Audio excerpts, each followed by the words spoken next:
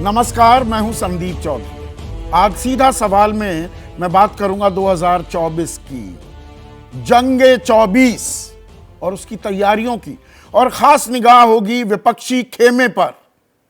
लगातार पिछले कुछ हफ्तों से, बल्कि मैं कहूं पिछले कुछ महीनों से, एक खांचा तो खिंच गया। मुंबई में नामकरण भी हो गया कि जी इंडिया नाम है विपक्षी महागठबंधन का, लेकिन सबसे बड़ा पेंच जो अभी तक अटका हुआ था, या मैं कहूं अटका हुआ है अभी भी, वो है सीट बंटवारे को लेकर। कौन कितनी दरियादिली दिखाने को तैयार है, दूसरे के लिए कितनी सीट छोड़ने के लिए तैयार है, ये लाख टके का सवाल था, यक्ष प्रश्न है। और अब हमारे विश्वस्त सूत्रों से जो हमें जानकारी मिली है, कांग्रेस ने एक खाका खींच लिया है। 9 राज्यों में सीटों के तालमेल को लेकर एक ब्लूप्रिंट, एक फॉर्मूला कांग्रेस ने तैयार कर लिया है। आपको मालूम ही है, कांग्रेस ने एक 5 सदस्यीय राष्ट्रीय गठबंधन समिति, नेशनल अलायंस कमेटी बनाई है, जिसके संयोजक मुकुल वासनिक हैं, उसमें अशोक गहलोत हैं, भूपेश बघेल हैं, सलमान खुर्शीद हैं और मोहन प्रकाश हैं। तो माथापच्ची चल रही थी, राज्य इकाइयों से लगातार बात हुई 2 दिन तक। अब जो फॉर्मूला सामने आया है, उसमें लगभग 300 सीटें, 295 टू बी मोर प्रिसाइज, इन सीटों पर एक उम्मीदवार का फॉर्मूला तैयार है। अब मानेंगे कितना, बाकी दल भी ये देखने वाली बात है। और ये खबर एबीपी न्यूज की एक्सक्लूसिव खबर है, जो आपको सीधा सवाल पर मैं दिखा रहा हूं। और जो 9 राज्य हैं, उनमें देश का सीटों के लिहाज से सबसे बड़ा राज्य उत्तर प्रदेश है। उत्तर प्रदेश में कांग्रेस 8 से 10 सीटें मांग रही है, 8 से 10 सीटें। और यहां पर मैं आपको बता दूं, अखिलेश यादव की गांधी परिवार से बात हुई, कांग्रेस आला कमान से, और अखिलेश यादव ने कहा था मैं 8 तक सीटें देने को तैयार हूं। तो 8 से 10, क्या ये हो सकता है? अन्य को 5 से 7, 65 पर समाजवादी। वैसे इन्हें थोड़ी रखना पड़ेगा ना क्वेश्चन भी, कि अगर मायावती आ जाती हैं, अभी तो समाजवादी में किसी से भी पूछोगे तो मायावती के नाम पर भड़क जाते हैं कि सवाल ही नहीं कि कोई गठबंधन हो सकता है, लेकिन संभावनाओं का ही खेल होता है राजनीति। महाराष्ट्र में 48 सीटें हैं। कांग्रेस कह रही है हम दूसरी सबसे बड़ी पार्टी अब हो गए हैं बीजेपी के बाद, तो हमें 18 सीट मिलनी चाहिए। शिवसेना को 15, यानी कि उद्धव ठाकरे गुट को, और एनसीपी शरद पवार गुट को भी 15। अब क्या शिवसेना तैयार होगी? वो तो 23 पर ताल ठोक रहे हैं। 18 उनके सांसद थे, 13 चले गए एकनाथ शिंदे गुट में। पश्चिम बंगाल में झुकने को तैयार है कांग्रेस, 2 से 4 सीटें मांग रही है 42 में से, यानी कि टीएमसी 38 से 40 सीट खुद लड़ सकती है। और इसके अंदर, इस फॉर्मूले में अगर थोड़ा सा महीन निगाह डालेंगे, क्या सीपीआई सीपीएम वाम खेमे के लिए कोई जगह नहीं है? कांग्रेस भी इसके लिए तैयार है क्या? बिहार में कांग्रेस मांग रही है 4 सीटें 40 में से। यह ज्यादा बड़ी चिंता का सबब होना नहीं चाहिए। आरजेडी 17 ले, जेडीयू 17 ले, लेफ्ट को 2 दो, कांग्रेस को 4 दे दो। तमिलनाडु में 39 सीटों में डीएमके को 24, लेफ्ट को 4, अन्य को 2, और कांग्रेस खुद के लिए 9 सीटें मांग रही है। केरल में कांग्रेस, वहां पर एक अजीबोगरीब परिस्थिति है, बीजेपी तो है नहीं, ना के बराबर है। लड़ाई वहां पर कांग्रेस और वाम खेमे में है। तो कांग्रेस और वाम खेमा आमने सामने होंगे, ये तो तय है, बावजूद इसके कि वो इंडिया गठबंधन में भी हैं। तो कांग्रेस 16 सीट और अन्य को 4 सीट देने को तैयार है। झारखंड में कांग्रेस 7 सीटों पर लड़ना चाह रही है, जेएमएम को 4। अब जेएमएम तैयार होगी क्या? जेएमएम की अपनी परेशानियां हैं। एक विधायक से अभी इस्तीफा ले लिया गया है, वो राबड़ी देवी वाला फॉर्मूला ना हो जाए कि हेमंत सोरेन की धर्मपत्नी को अब वहां मुख्यमंत्री बना दिया जाए। 7 बार ईडी का नोटिस वो इग्नोर कर चुके हैं। दिल्ली में कांग्रेस 3 सीटों पर लड़ने को तैयार है, 4 आम आदमी पार्टी को देने के लिए तैयार है। अब तैयार होंगे क्या अरविंद केजरीवाल? ये अपने आप में एक बड़ा सवाल है। देखिए, अभी तक हमने पंजाब का जिक्र नहीं किया है। पंजाब में अपनी अपनी ताल ठोकी जा रही है, वो विस्तार में आपको बताने वाला हूं। पर दिल्ली में ये फॉर्मूला चल जाएगा क्या? दिल्ली में कल कुछ बड़ी राजनीतिक हलचल भी हो सकती है। ईडी का नोटिस है, पेशी है अरविंद केजरीवाल की। तैयारियां यहां तक हो रही हैं कि भाई अगर जेल जाने की नौबत आ गई तो जेल से ही सरकार चलाई जाएगी। और जम्मू कश्मीर की 5 सीटें जो हैं उनमें 2 कांग्रेस, 2 एनसी, 1 पीडीपी, यानी कि 295 सीटों का ये खाका। और बाकी जो राज्य हैं जहां कांग्रेस अकेले लड़ सकती है, इसमें असम, छत्तीसगढ़, गोवा, गुजरात, हरियाणा में हो सकता है 1-2 सीट देनी पड़े। हिमाचल, कर्नाटक, मध्य प्रदेश, मणिपुर, मेघालय, मिजोरम, नागालैंड, उड़ीसा, राजस्थान, यहां भी कुछ 1-2 सीट देनी पड़ सकती हैं। सिक्किम, तेलंगाना, त्रिपुरा, उत्तराखंड, लद्दाख, चंडीगढ़, अंडमान निकोबार, दादरा नागर हवेली, दमन दीव, लक्षद्वीप, पुडुचेरी, कुल मिलाकर 208 सीटें। तो मोटी तस्वीर जो उभरती दिख रही है, कांग्रेस 300 सीटों पर गठबंधन को तैयार, 200 सीटें वो खुद लड़ना चाहती है। अभी संशय के बादल पंजाब पर मंडराए हुए हैं, और मंडराए भी कैसे हैं। अब बयानबाजी सुनिए, फॉर्मूला भी आ रहा है और बयानबाजी क्या है। भगवंत मान कहते हैं कि दिल्ली या पंजाब में एक मां अपने बच्चे से जो सबसे छोटी कहानी सुन सकती है वो है एक थी कांग्रेस। दिल्ली और पंजाब दोनों शब्दों का इस्तेमाल किया है। तो पवन खेड़ा कहते हैं आपके और मोदी जी के विचार कितने मिलते हैं। आप मतलब आम आदमी पार्टी। दोनों का सपना कांग्रेस मुक्त भारत का है, दोनों मुंह की खाएंगे। मीम अफजल राष्ट्रीय प्रवक्ता हैं कांग्रेस के, कहते हैं भगवंत मान को देखकर याद आता है एक था कॉमेडियन। तो तलखी देखिए आप। और उधर पश्चिम बंगाल को भी इग्नोर नहीं कर सकते हैं। पश्चिम बंगाल में कांग्रेस बीजेपी के दलाल के तौर पर काम करती है। तृणमूल कांग्रेस के कुणाल घोष ये कहते पाए गए हैं। और प्रकाश आंबेडकर अध्यक्ष हैं वीबीए के, वो कहते हैं सीट बंटवारे पर बातचीत के बदले कांग्रेस न्याय यात्रा की तैयारी कर रही है। तो एक संभावित घटक महाराष्ट्र में उनका ये बयान भी तवज्जो लायक है। पर इन सब के बीच एक और धारा चल रही है और यह दिलचस्प है। धारा क्या कि नीतीश कुमार इंडिया के संयोजक हो सकते हैं क्या। नीतीश कुमार अब जेडीयू के अध्यक्ष, राष्ट्रीय अध्यक्ष भी हो गए हैं। और जब चौथी बैठक हुई थी दिल्ली में इंडिया की, तो ममता बनर्जी ने संयोजक के तौर पर मल्लिकार्जुन खड़गे जो राष्ट्रीय अध्यक्ष हैं कांग्रेस के, उनका नाम प्रस्तावित किया।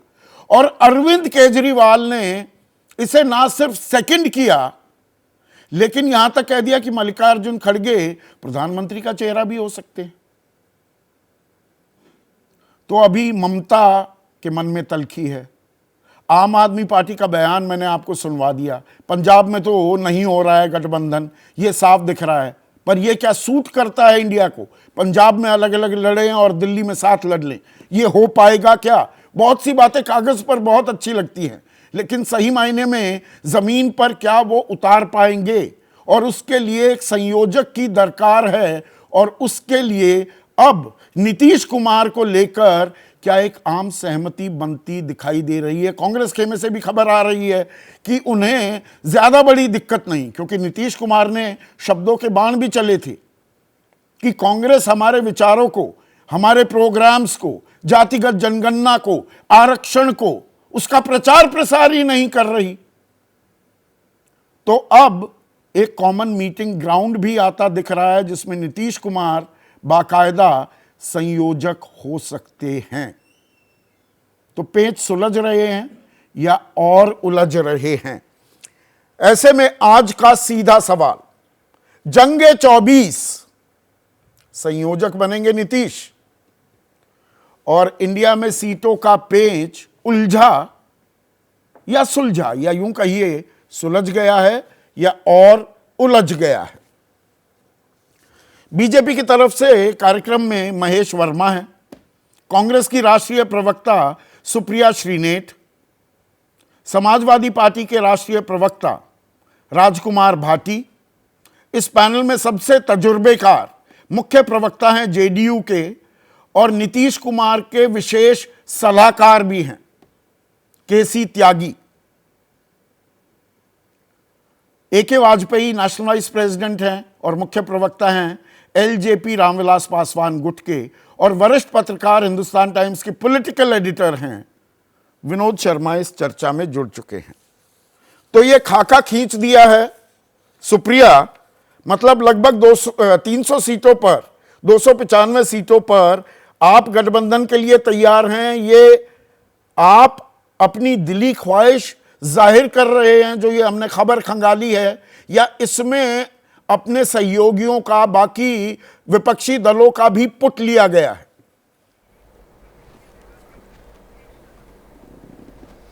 आप सबको मेरा नमस्कार और सबको नववर्ष की शुभकामनाएं, और आशा करती हूं कि ये विश्व शांति और समृद्ध होगा इस वर्ष। मेरा अपना मानना है कि आपका काम है खोजी पत्रकारिता करना, आपका काम है सुर्खियां निकालना, और आप अच्छी सुर्खियां निकालते हैं कभी कभी, लेकिन मेरा काम यहाँ पर बैठ के ना खंडन करना ना पुष्टि करना है, क्योंकि मुझे इस बारे में ज्यादा जानकारी नहीं है। और असलियत एक ये भी, बिल्कुल, और असलियत एक ये भी है कि ये सारी बातें फाइनल स्टेज पर तब होती है जब शीर्ष नेतृत्व एक साथ बैठता है। इंडिया गठबंधन कोई सिर्फ कांग्रेस या एक दूसरी पार्टी का नहीं है, इसमें तमाम घटक दल शामिल हैं। उन सबसे चर्चा करके, विचार विमर्श करके, किसकी कहां पर अकोमोडेशन बनता है, कहां पर हमें मन बड़ा करना पड़ता है, कहां पर हमें मन छोटा करके पीछे एक कदम उठाना पड़ता है, इसके लिए हम तैयार हैं। मेरे नेता ने कहा है, मेरे अध्यक्ष ने ये बात कही है। तो मुझे ऐसा लगता है कि मैं यहाँ पे बैठ के अनाउंस कर दूं कि ऐसा हो गया, ये बिल्कुल गलत है। और इसमें एक बहुत हाई पावर्ड कमिटी बनाई थी कांग्रेस पार्टी ने, जिसने सीएलपी से, जिसने पीसीसी अध्यक्ष से बात करी है, विचार विमर्श किया, जमीनी हकीकत जानी है, जहां पर हम मजबूत हैं, कहीं पर हमारी कुछ कमजोरियां हैं, उसको एड्रेस करने की बात करी है। और ये फाइनल रिपोर्ट अध्यक्ष जी के पास जाएगी और फिर वो अपने शीर्ष नेतृत्व के साथ बैठकर इस पर डिसीजन जरूर लेंगे, और जब डिसीजन लिया जाएगा तो आधिकारिक तौर पर बिल्कुल बताया जाएगा। आपने खोजी पत्रकारिता, ये हमारा धर्म है, ये बात कह दी, इसमें एक डिलीशियस आयरनी भी है। दरअसल जब मैं आज आपसे बात कर रहा हूं, आप भी खोजी पत्रकार भी रही हैं, बड़ी परिपक्व पत्रकार भी रही हैं, पर आज आप एक परिपक्व राजनेता की तरह बोल रही हैं। तो अब ये टोपी पहन ली तो यही बोलना पड़ेगा ना, खोजी पत्रकारिता करती तो आपको डिटेल देने लगती यहाँ पे ब्रेकिंग न्यूज के। तो पर जो हमारे पास डिटेल हैं, खोजी पत्रकारिता राजनीतिज्ञों, इसमें कांग्रेस एक व्यवहारिकता और गठबंधन धर्म निभाती भी दिख रही है। यूपी में आप 8 से 10 सीटें मांग रहे हैं, उस यूपी में जहां 2009 में 21 सीटें जीती थी कांग्रेस। ये आपका कहना है। अखिलेश 8 देने को तैयार है, आप भी 8 से 10 मांग रहे हैं। तो मैं ये मानूं कि नहीं, व्यवहारिकता हो रही है? नो, नहीं, मेरा ये कहना है, ये आपकी खबर है और मुझे नहीं लगता कि ये खबर सही है, लेकिन मैं इसी खबर पर एक बात कहना चाहती हूं कि जब हमने गठबंधन बनाया है, और ये गठबंधन हमने बड़े मन से बनाया है। ये सच है कि सारी पार्टियां इंपॉर्टेंट है, हम किसी को छोटा बड़ा, छोटा घटक दल, रीजनल मान के नहीं चलते।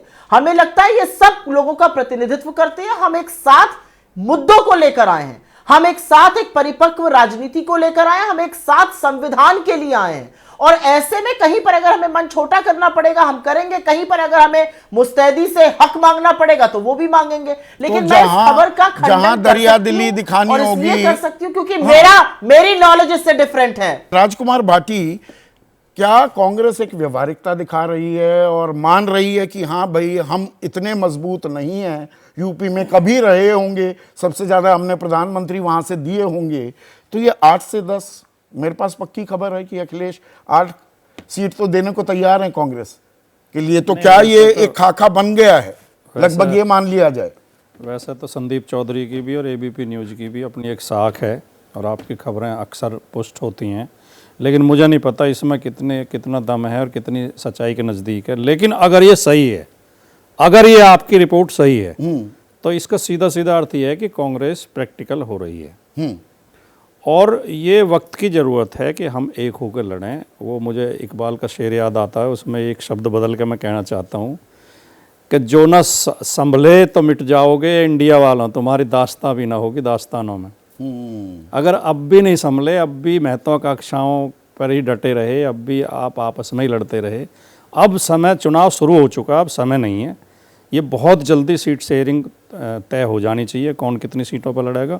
और जैसा कि सुप्रिया जी कह रही थी, इसमें कहीं अहंकार आड़े आएगा नहीं, जहां थोड़ा बहुत झुकना पड़ेगा। बेंगलुरु में जो भरोसा आश्वासन राहुल गांधी ने अखिलेश यादव को दिया था कि आप हमारे गठबंधन की अगुवाई करेंगे उत्तर प्रदेश में, अब वो साकार होता दिख रहा है। वो जानकारी तो गलत नहीं ना मेरी। नहीं, हम पार्टी के प्रवक्ता हैं, हम केवल उतनी बात कह सकते हैं जितना पार्टी हमें बताती है, जितना पार्टी हमें जानकारी देती है।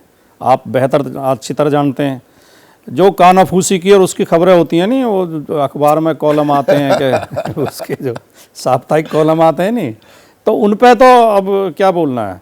लेकिन इतना कह सकता हूं मैं बहुत ईमानदारी के साथ कि राहुल गांधी और अखिलेश यादव जी के बीच में एक अच्छी अंडरस्टैंडिंग है। बेशक बीच में पार्टियां जब अलग थीं तब भी अंडरस्टैंडिंग थी। दोनों युवा नेता हैं, दोनों एक दूसरे को पसंद करते हैं और हमारे बीच में कोई अड़चन आएगी नहीं। यूपी में हमारा बहुत प्यार से, मोहब्बत से बंटवारा हो जाएगा सीटों पर महाराष्ट्र जहां पर आप मजबूत दिखे, सुप्रिया श्रीनेत, एबीपी न्यूज सी वोटर का सर्वे भी हमने 2024 का ओपिनियन पोल किया था कुछ दिन पहले, वहां महाविकास आघाड़ी एनडीए पर, बीजेपी पर भारी पड़ती दिख रही थी। पर यहां पर आप यूपी में मन छोटा करके भी तैयार हैं, लेकिन यहां पर आप ताल ठोक रहे हैं। उधर शिवसेना कह रही है हम तो 23 सीट लड़ेंगे, पिछली बार भी लड़े थे। यहां आप कह रहे हैं हम सबसे बड़ी पार्टी हैं, 18 सीटें लेंगे हम। संदीप जी, मैं उसी बात को दोबारा से दोहराना चाहती हूं, शायद मैं अपने आप को अच्छे से एक्सप्लेन नहीं कर पाई थी। देखिए, एक बात याद रखिएगा, 2004 से 14 के बीच में यूपीए ने 22 घटक दलों के साथ एक बड़ी सक्सेसफुल गवर्नमेंट चलाई थी, जिसने इस देश को सबसे ज्यादा आर्थिक वृद्धि की दर दी, जिसने इस देश में 27 करोड़ लोगों को गरीबी की सीमा रेखा से निकाला, जिसने रोजगार दिया लोगों को। और ऐसी घटक दल की सरकार चलाने का श्रेय हर घटक दल को भी जाता है और जो मेन धुरी कांग्रेस थी उसको भी जाता है। और ऐसे घटक दलों को संजोकर रखना ही परिपक्व राजनीति है। हम उन लोगों की तरह नहीं है जो 38 का कुनबा जोड़े और फिर अपना सीना ठोक कर चिल्लाएं सड़क पे खड़े होकर, एक अकेला सब पर भारी। अरे भाई, सब पर भारी थे तो 38 लोगों का कुनबा क्यों जोड़ा? मैंने जैसा कि आपसे पहले कहा कि कहीं पर हम मन छोटा करेंगे, कहीं पर हम हक से ज्यादा बड़ा हक मांगे, क्योंकि हमें पॉसिबिलिटी दिखेगी, वो आपको होता हुआ दिखेगा। आपके जो आंकड़े हैं मुझे नहीं लगता कि ये पूर्णतः सत्य है, लेकिन ये एक बात दर्शाते हैं कि इस गठबंधन के घटक दल बीजेपी को निकाल कर ही दम लेंगे, बीजेपी को निकाल कर ही अब चैन से बैठेंगे। कुणाल घोष कह देते हैं कि आप बीजेपी के दलाल के तौर पर काम कर रही हैं पश्चिम बंगाल में, लेकिन कांग्रेस वहां पर 2 से 4 सीटें ही मांग रही है। जो फॉर्मूला हमारे साथ है तृणमूल की जी, आप 42 में से 38-40 लड़ लीजिए, अन्य को 0 से 2 यानी कि सीपीएम, वाम खेमे से कोई गठबंधन करना भी है तो एक आधी सीट दे देना, बाकी जरूरत नहीं। ये भी गठबंधन धर्म का एक और पहलू जो है, क्योंकि विचारधारा में मिलाप नहीं है पर गठबंधन एक है। क्योंकि हम एक थान से कटे हुए कपड़ा नहीं है, ये सच है। घटक दलों में विविधताएं हैं, घटक दलों में मनभेद नहीं है, मतभेद बिल्कुल होना चाहिए और वो मतभेद जो है वो लोकतंत्र का परिचायक है, इसमें कुछ गलत भी नहीं है। मेरा अपना मानना है कि जब तक बड़ा लक्ष्य, द बिग पिक्चर अगर हम सबकी साफ है तो इसमें कोई दिक्कत नहीं। और जो थोड़ा एक प्रवक्ता का आपने किसी का नाम लिया जिन्होंने कुछ कह दिया, उससे कोई फर्क नहीं पड़ता। वो नए नए घटक दल की बात समझ रहे हैं, वो अपनी जबान पे काबू रखेंगे तो अच्छा रहेगा, नहीं तो उनका शीर्ष नेतृत्व उनको रिस्ट्रेन करेगा।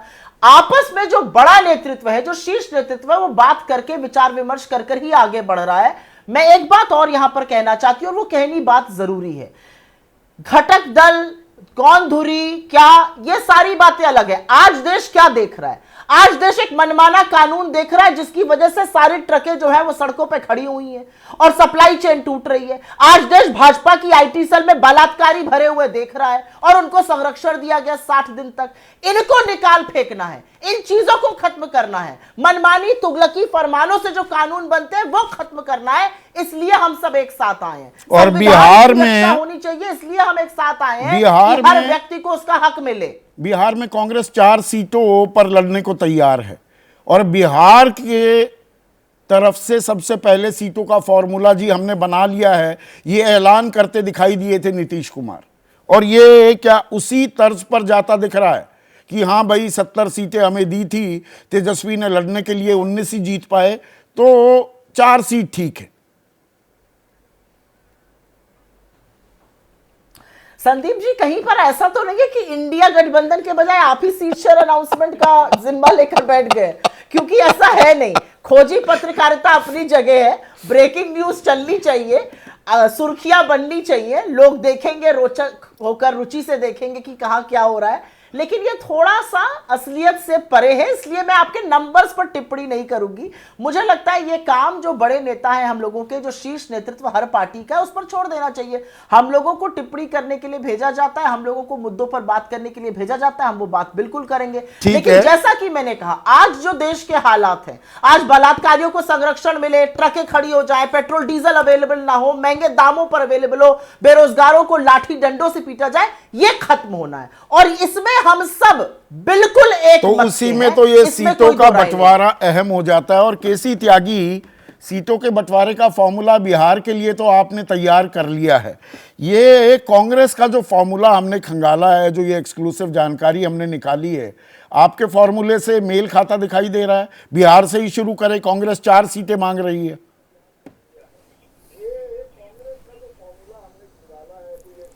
संदीप जी, बिहार में सीटों के बंटवारे को लेकर के कोई विवाद नहीं होगा। हमारी पार्टी इंडिया गठबंधन की जननी पार्टी है। सबसे पहले इस गठबंधन की बुनियाद भी और शुरुआत भी हमारे जरिए हुई है और गठबंधन का अनुभव हमें सबसे ज़्यादा है। हमने 77 में गठबंधन किया, हमने फिर बीजेपी के साथ इंडिया में गए, उसमें गठबंधन की, एनडीए में गए, उसमें किया। हमारे 25-20 साल के रिश्ते खराब थे आरजेडी के साथ, उनके साथ किया।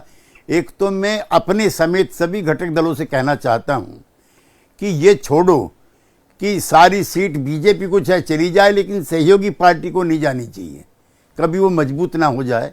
ये कंसेप्ट जब तक हमारे घटक दलों में होगा तब तक हम बीजेपी को पराजित नहीं कर पाएंगे। दूसरा, सभी घटक दलों को एक चीज़ और महसूस करनी चाहिए, ये अटल अडवाणी एरा की बीजेपी नहीं है। मैं उसमें रहा हूं और उससे लड़ा भी हूं। मैं दो चुनाव का तो मुझको बिल्कुल डायरेक्ट अनुभव है। 77 का कोई भी पार्टी बनाने के लिए तैयार नहीं था, जैसे आज बड़े दिनों के बाद हुआ है, सिर्फ और सिर्फ चौधरी चरण सिंह को छोड़ करके। जनसंघ अपना अस्तित्व खत्म करने के लिए तैयार नहीं थी। तो सुप्रिया जी, कमोबेश चुनौतियां ये 77 टाइप हैं। आज जिस लोकतंत्र की आप जिक्र कर रही हैं, हम भी जेलों में लोकतंत्र की तलाश में थे। जेल से छुट करके आए, 24 घंटे में पार्टी बन गई, 1 महीने में हमने कांग्रेस पार्टी हरा दी। 85 की 85 सीट यूपी में हमारे जिम्मे आ गई, पूरे नॉर्थ इंडिया में। तो सीटों के बंटवारे को लेकर कोई विवाद नहीं हुआ। 89 में मैं खुद लोकसभा में था जनता दल के उम्मीदवार के रूप में। आधा मिनट लूंगा मैं आपसे, ज़्यादा नहीं। मैं गाजियाबाद से लोकदल से लड़ा था 1984 में। वीपी सिंह जी सबसे बड़े नेता थे, वो चाहते थे मुफ्ती मोहम्मद सईद लड़े। मेरे टिकट पे चौधरी देवीलाल अड़े हुए थे। चूंकि मैं पहले लड़ा था, मेरा बड़ा राइट था। अरुण नेहरू उस समय थे बीच बचाव में, उन्होंने मुफ्ती साहब को मुजफ्फरनगर भेज दिया। सतपाल मलिक साहब जो गवर्नर रहे हैं वो अलीगढ़ चले गए, मैं गाजियाबाद से। तो मेरा कहना है लचीलापन अगर नहीं होगा तो वो लचीलापन आता दिख रहा है क्या? अपने कार्यकर्ता मैं वही तो जानना चाह रहा हूं केसी त्यागी साहब, अब क्या वो लचीलापन, क्योंकि शुरुआत में ही आपके नेता नीतीश कुमार ने ये कहा था कि 400 साढ़े 400 सीटों पर हर सीट पर विपक्ष का एक उम्मीदवार एनडीए के खिलाफ खड़ा कर दिया जाए तो हम ये लड़ाई जीत सकते हैं। 400 450 तो नहीं, पर 300 का आंकड़ा भी ये फॉर्मूला छूता दिखाई दे रहा है। ये लचीलापन है। अब ये बीजेपी ने गेंद आप लोगों के पाले में डाल दी है कि हम यहां तक आने को तैयार हैं। संदीप जी, बीजेपी की टोटल पॉलिटिक्स से डिसएग्रीमेंट करते हुए, टोटल पॉलिटिक्स से, एक उनके लचीलेपन का उदाहरण मैं देना चाहता हूं। 2014 में हम अकेले लड़े, सिर्फ 2 लोकसभा के हमारी सीट जीत करके आई। 2019 में जब हम एनडीए का हिस्सा बने तो 17 सीट हम लड़ रहे थे, 17 लड़ रही थी बीजेपी। ये लचीलापन जब तक इंडिया के घटक दलों में नहीं आएगा, समन्वय का, कोऑर्डिनेशन का, सैक्रिफाइस का, और जिसका जिक्र सुप्रिया जी कर रही थी, ऑथोरिटेरियनिज्म के खिलाफ, कोऑपरेटिव फेडरलिज्म जिस तरह से खत्म हुआ है, वगैरह वगैरह जिनका जिक्र भी सुप्रिया जी ने किया, उससे लड़ने का मन, मजबूत इरादा जिस दल का होगा वो सैक्रिफाइस करे। तो सुप्रिया श्रीनेट से इत्तेफाक रखते हुए कि ये खबरें हैं, हमने ये खंगाली हैं, तस्दीक तो जब औपचारिक ऐलान होगा तभी की जा सकेगी, लेकिन उसके लिए ये फाइनल स्टैंप या मोहर लगना, इसके लिए क्या इंडिया को एक संयोजक की जरूरत नहीं है? और संयोजक को लेकर फिर से जो खबरें राजनीतिक गलियारों से आने लगी है कि नीतीश कुमार को लेकर, आपके नेता को लेकर एक आम सहमति अब फिर से बनती दिखाई दे रही है। संदीप जी, मैं फिर आपको थोड़ा, एक मुझे पुरानी बातों में ले जाने की आदत है, चूंकि वो एक्सपीरियंस है। 1 साल पहले का याद करना, क्या एक गैर कांग्रेसी, गैर विकल्प बीजेपी विकल्प नहीं बन रहा था, जैसे हमने 96 में बनाया था देवेगौड़ा के नेतृत्व में? उसमें अखिलेश यादव थे, ममता बनर्जी थी, अरविंद केजरीवाल थे, के चंद्रशेखर राव थे। It was Nitish Kumar alone जिन्होंने कहा था कि कांग्रेस पार्टी को छोड़ करके कोई विकल्प नहीं बन सकता। हरियाणा में देवीलाल जी की जयंती के मौके पर उन्होंने ओम प्रकाश चौटाला साहब भी और बादल साहब से भी हाथ जोड़ करके कहा कि भगवान के लिए मान जाइए, बगैर कांग्रेस के कोई नहीं बनेगा। अब जो धीमी गति रही 1 साल की, वो जरूर अफसोसजनक है, कोई कांग्रेस की आलोचना नहीं है। 3.5 महीने बाद अब एक मीटिंग हुई है। संयोजक की दरकार है कि नहीं इंडिया गठबंधन? हमने एक सीधा सवाल है केसी त्यागी साहब। 1 साल पहले बनना चाहिए था, जो भी बनता अब भी बनना चाहिए ना। तत्काल संयोजक की नियुक्ति होनी चाहिए, संयोजक के नाम का ऐलान होना चाहिए। भाई, मैं संदीप जी एक कमेटी का मेंबर हूं इंडिया की का, 4 महीने से मीटिंग नहीं है। और फिर मैं वही बात कहना चाहता हूं, संयोजक तत्काल ऐलान करना चाहिए संयोजक के नाम का। मैं कह चुका ना, आपसे 3 बार कह चुका, 1 साल पहले बनना चाहिए था। और नीतीश कुमार ही बनना चाहिए संयोजक। किसी को भी आप बनाइए, नीतीश कुमार ही बनने चाहिए। नहीं, ये कोई जिद नहीं है, ये कोई जिद नहीं। इसके संस्थापक संयोजक हैं और इसके विचार, ठीक है, विचार के भी संयोजक हैं। आज राहुल गांधी जी ने जिस तरह से कमान संभाली है समूचे देश में, जातिगत जनगणना की, आरक्षण बचाने की, तो ये सारे सवाल वही है जिनको हम उठाते रहे। ठीक है। और मुझे वाजपेयी, एक मिनट सर, केसी त्यागी साहब, ज्यादा उम्मीद। हाँ, AK वाजपेयी, आप कहते थे इनसे ना हो पाएगा, ये तो 300 सीटों पर एक फॉर्मूला, एक खाका सा खिंचता दिख रहा है। अभी तो एक दूसरे को सीख ही दे रहे हैं। अभी तो जो अभी नजर आ रहा है, वो कह रहे हैं लचीले हो जाओ, वो कह रहे हैं सीटों पर मत अड़ो, वो कह रहे हैं अस्तित्व अपना बचाना है तो मोदी को हराना पड़ेगा। इन्होंने भी शेर सुनाया, भाटी साहब ने, हमारे परम मित्र हैं। तो मतलब हमें क्या बोलना है इसमें? वो कैसे करेंगे, कैसे नहीं करेंगे, लेट देम डू इट। बल्कि भाटी साहब का जिक्र कर दिया, नीतीश कुमार को संयोजक बना देना चाहिए, संयोजक होना चाहिए गठबंधन का। अनुभवी व्यक्ति हैं और उनके नाम पर किसी को आपत्ति भी नहीं होगी, लेकिन क्या तय करते हैं तो हमारे नेता करेंगे। लेकिन चुनाव के बाद करेंगे। आप ठीक कह रहे हो, बिल्कुल। ये 15 जनवरी से पहले दोनों निर्णय हो जाने चाहिए, सीट शेयरिंग भी। और 31 दिसंबर कट ऑफ डेट रखी थी इन लोगों ने, खुद ही अनाउंस किया। 31 दिसंबर तक फॉर्मूले की रखी थी, फॉर्मूला तैयार हो गया, सीट शेयरिंग की। अच्छा चलो करो ना, सीट शेयरिंग का फॉर्मूला तय हो जाएगा। पर 300 सीटों पर क्या ये सहमति थोड़ी दिक्कत नहीं, का हम सबब तो- है? हम देखो ऐसा है ना, पास्ट के जो तथ्य हैं, फैक्ट्स हैं, उस पे थोड़ी सी बात कर सकते हैं, बिकॉज हाँ, हमने करिए देखे ना। हैं। देखिए इसमें क्या है कि इन्होंने पहले, कांग्रेस ने 192 सीट्स पे 1-1 करी थी बीजेपी से, और उसमें ये जीते थे 14 सीटें, और बीजेपी का स्ट्राइकिंग रेट जो था 92% था। हाँ ये 19 वाला बता रहा हूँ मैं। हाँ। उसके बाद अब जो यात्रा वाला मामला इनका चला हुआ है, ये मैंने पहले ही बताया था, आपने भी बताया कि 355 सीटें आती हैं जहाँ ये अब नया यात्रा चल रही है इनकी, चलेगी। इसमें इन्होंने 14 सीटें जीती थी। तो अब मेरे मन में भी ये सवाल आता है, सब जो चर्चा करते हैं राजनीति में, हम भी हैं, क्या मोदी के खिलाफ इनके पास कोई मुद्दा आज तक मिला है? देखिए ये हमारे मन में आता है और हम उसका सवाल का जवाब भी ढूंढने की कोशिश करते नहीं, हैं। वो तो सुप्रिया ने बड़ी तफसील से बताया, अरे वो वो तो बताए जा तानाशाही की रहे बात हैं। कर अरे रही वो है। तो बताए जा रहे हैं, 146 सांसद का निलंबन, अरे, कानून अरे, जल्दबाजी सुनिए। में लागू कर दिया, अब सुनिए ना, वो ट्रकर्स तो रोज आंदोलन कहते हैं, कर रोज रहे हैं। बकायदा 14 से लगातार कह रहे हैं, उसमें कहाँ दिक्कत है? हम ये कह रहे हैं तो मतलब मुद्दों की तो तस्तरी नहीं, सजी कौन पड़ी सा है, मुद्दा जनता को मन में पहुंच गया, और हमारा ये सवाल। पहुंचा पाएंगे या नहीं? ये कनेक्टेड क्वेश्चन है। कनेक्टेड क्वेश्चन, अब वो जुड़ते दिख रहे हैं क्या? ये भी नहीं, कनेक्टेड हमें क्वेश्चन नहीं है। लगता, हमें इसलिए नहीं लगता कि अभी इन्होंने आज ही कौन सा मुद्दा उठाया, एक नया कोई मुद्दा उठा लिया है कांग्रेस ने बकायदा, मैं भूल रहा हूँ इस वक्त, आज ही उठाया उन्होंने, मतलब उस पर हमने डिबेट भी की, ईवीएम पे। हाँ। ईवीएम का मुद्दा लेके आ गया।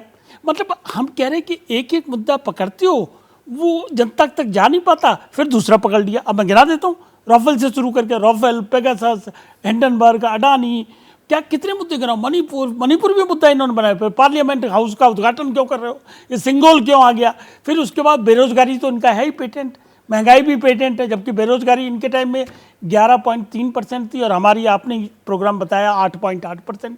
8.9%। तो कौन सा मुद्दा जनता में जा रहा है? नंबर 1। अच्छा, 2 करोड़ रोजगार दे दिए। हाँ, और ये पे मैं जवाब देता हूँ, अक्सर देता हूँ। ये क्या कह रहे हैं कि जी हमने कमिटमेंट किया था, आप 100% रिजल्ट नहीं आया, आपका 2 करोड़ नहीं दिया आपने। वो छोड़िए उस बात को, हम ये कह रहे हैं कि क्या इस सरकार के खिलाफ 7,22,000 लोगों को सरकारी नौकरी मिली एंटी इनकम्बेंसी 9 साल में। इस सरकार के खिलाफ क्या एंटी इनकम्बेंसी का माहौल बन गया है? एंटी इनकम्बेंसी, ये इंपॉर्टेंट वो करने में कामयाब हुए हैं क्या? अब यहां पर महेश वर्मा, ये विपक्ष एकजुट जो होता दिख रहा है, वो उलझने सुलझ गई हैं, अब किस तरह से लोगों तक ले जाएंगे, ये बड़ी चुनौती है विपक्ष के सामने, या अभी उलझने जो हैं वो उलझी हुई है?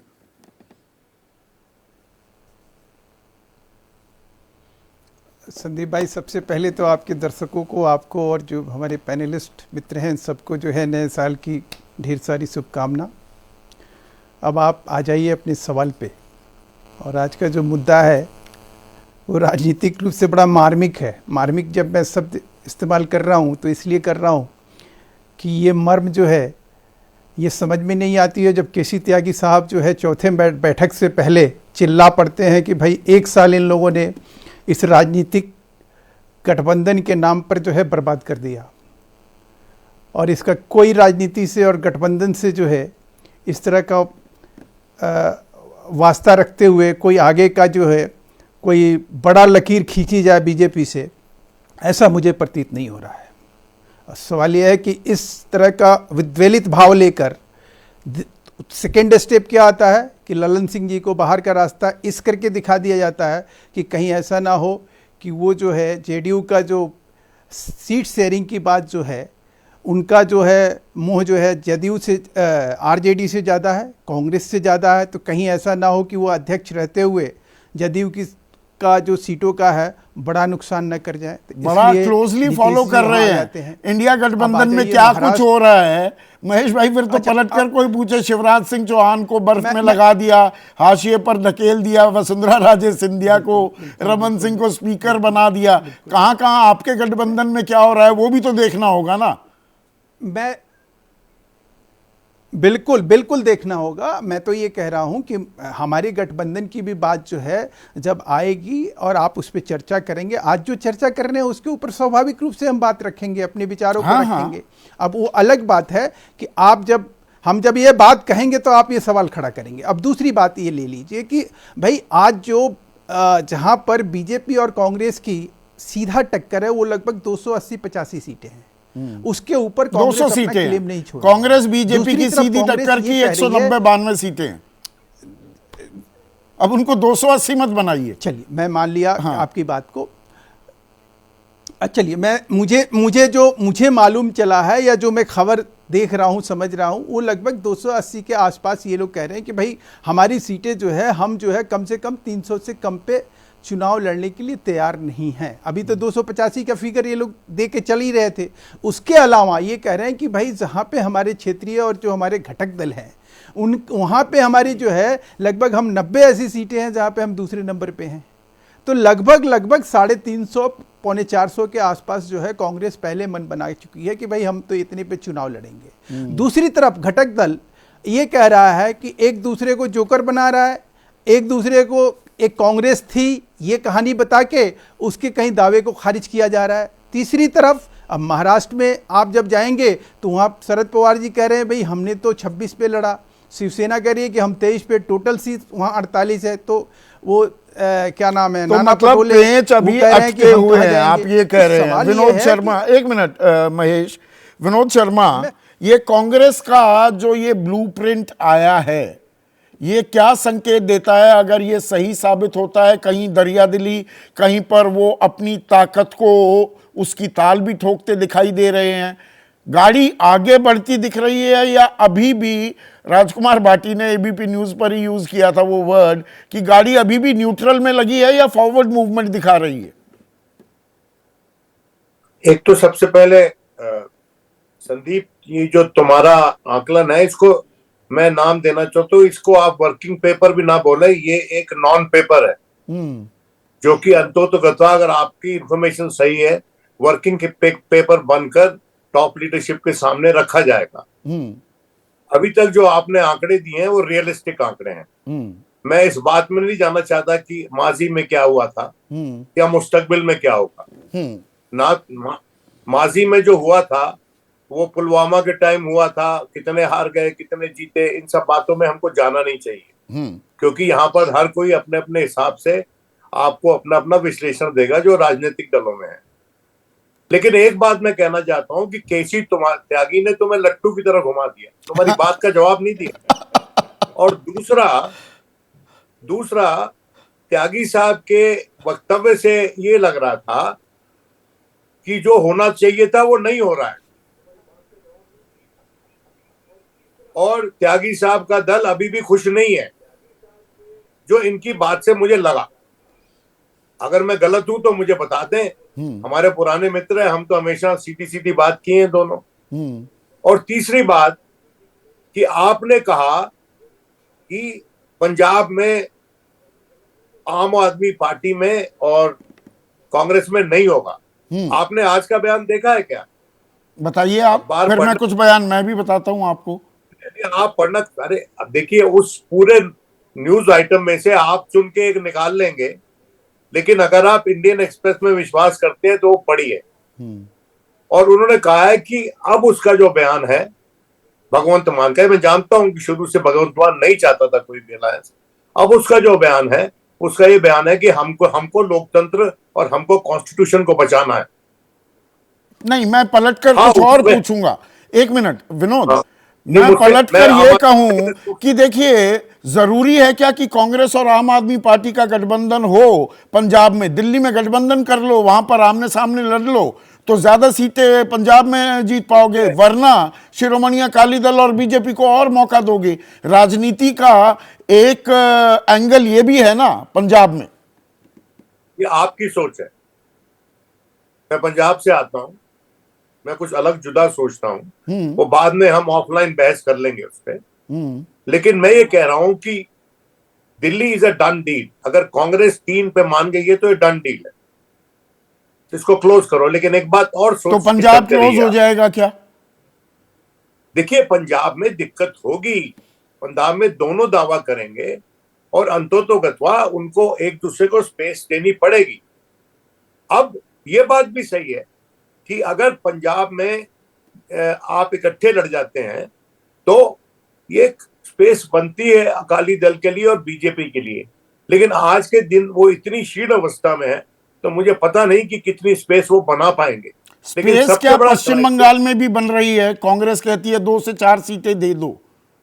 वाम खेमे को Realistic- चाहो तो एक सीट दे दो, अगर ये सही क्या वहां तरीके- पर वो चीज वहां भी तलखी है? क्योंकि बयान में दोबारा से दोहराना नहीं चाहूंगा विनोद। देखिए ऐसा है, वो भी रियलिस्टिक है। कांग्रेस के जो वर्चस्व आज के दिन है वो लगभग 4 सीट पे है, माल्डा और अधीर रंजन चौधरी की जो सीट है, और उसके आसपास वो चाहते हैं कि उनको 2 से 4 सीट मिल जाए, 4 मिल जाएगी, Congress would be okay with that, should be okay with that. मुझे नहीं पता होगी कि नहीं, लेकिन एक बात और समझिए आप कि एक क्राइसिस क्रिएट होगा सत्तारूढ़ दल के द्वारा आम आदमी पार्टी के गठबंधन पे, कि वो कुछ पेशरफ्त करेंगे जो स्टेट के इंस्टीट्यूशंस है उनके जरिए, मिसाल के तौर पे एनफोर्समेंट मतलब कल का दिन महत्वपूर्ण हो सकता है। देखिए आप समझिए ना, तो वो क्या करेंगे कि वो जेएमएम के खिलाफ और आम आदमी पार्टी के खिलाफ कुछ सक्रिय तौर पे काम कर सकते हैं।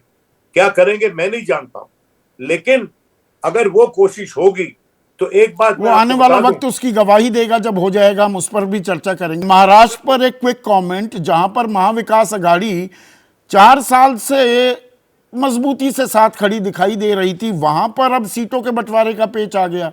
अब हर कोई वो 23 कह रही है शिवसेना, एनसीपी कह रही है हम तो 26 पे लड़े थे, कांग्रेस 18 मांग रही है। देखिए बात यह है, मैंने आपको पहले भी कहा था, हमने ये अलायंसेस पहले देखी है और त्यागी जी हमारे गवाह हैं, इसमें ब्रिंकमैनशिप होती है, हर पॉलिटिकल पार्टी करती है, लेकिन तुम यहां पर कोट कर रहे हो उन लोगों को जो आधारित जिनको अथॉरिटेटिवली कोट नहीं करना चाहिए। कौन लोग कोट कर रहे हो तुम? मुझे एक बयान सुना दो इनके शीर्ष नेताओं का। मैं सुना देता हूं, सुना दीजिए। सुनाओ। 1 minute. Pawan Khera social media के वो हेड बने हुए हैं। आप और मोदी जी के विचार कितने मिलते हैं? दोनों का सपना कांग्रेस मुक्त भारत का है, दोनों मुंह की खाएंगे। इस बयान को मैं क्यों ना लूं गंभीरता से? पवन खेड़ा ने एक बयान के जवाब में ये बयान दिया है जो भगवंत मान का बयान था। मैं आपसे पूछ रहा हूं, मुझे आम आदमी पार्टी के केजरीवाल का बयान दिखा दो। अरे भगवंत मान ने भी तो बयान दिया ना विनोद जी। अरे भगवंत मान की तो शुरू से पोजीशन रही कि हमने मिलकर नहीं तो इसीलिए तो इन पेचों को, जो ये पेच हैं उनको हम खंगालने की तो कोशिश करेंगे ना, इनको नजरअंदाज कैसे कर दें? नहीं, मैं माफी चाहता हूं कि मैं तुम्हारा स्क्रिप्ट बिगाड़ रहा हूं। नहीं, मेरा स्क्रिप्ट नहीं बिगाड़ रहे, कतई नहीं। हम स्क्रिप्ट के हिसाब से नहीं खेलते हैं, हमें जो सामने दिखता है उस हिसाब से सारे सवाल पूछे जाएंगे। आपकी जो इन्फॉर्मेशन है वो तो स्क्रिप्ट है ना आपकी, जो आपकी इन्फॉर्मेशन है उससे भी जुदा हो रहे हैं क्या? तो भगवान मानने, चलिए अभी इस पे ये हम बिना बात गोल गोल घूम रहे हैं। केसी त्यागी साहब, आपने भी मुझे गोल गोल घुमाया, ये बात अभी विनोद शर्मा ने कही। नाराजगी अभी बरकरार है क्या आपकी? सीधा सवाल विनोद शर्मा जो पूछना चाह रहे थे मैं पूछ रहा हूं उनकी तरफ से।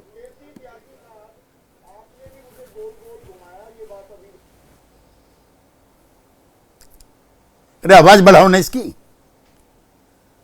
आवाज नहीं आई केसी त्यागी साहब, फिर से पूछूं?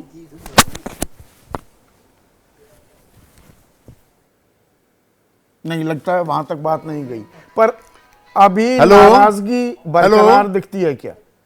मुझे नहीं लगता। जो बयान आया नीतीश कुमार जी के भी, नहीं केसी त्यागी जो अभी बोले, नहीं वो पुरानी बात कह रहे थे, कांग्रेस ने समय खराब कर लिया, ये तो हम भी महसूस कर रहे हैं, समय खराब किया। इस बीच में जो विधानसभा चुनाव में अटक गए, तो वो तो सही बात है। लेकिन अब मैं उसी बात पर लौट के आता हूँ, सभी पार्टियाँ 28 की 28 पार्टियों की ये इच्छा है कि हम मिलकर लड़ेंगे। अगर मिलकर नहीं लड़ेंगे तो फिर ये सबके लिए नुकसानदायक है। ठीक है केसी त्यागी साहब, 20 सेकंड में जवाब चाहूंगा। विनोद शर्मा सीधा कह रहे हैं आपने मुझे गोल गोल घुमा दिया, नाराजगी अभी बरकरार है, ऐसा है क्या? नहीं, नाराजगी संदीप जी और मेरे मित्र आनंद विनोद शर्मा जी, नाराजगी नहीं है, ये पीड़ा है, ये तकलीफ है। भारतीय जनता पार्टी को सत्ता से हटाने की ये इच्छा है तीव्र, वो हमें परेशान कर रही है। हम तो भैया सोशलिस्ट है, सारी जिंदगी अपनी सरकार हो बेगानी हो, हम तो लड़ने झगड़ने का काम करते हैं।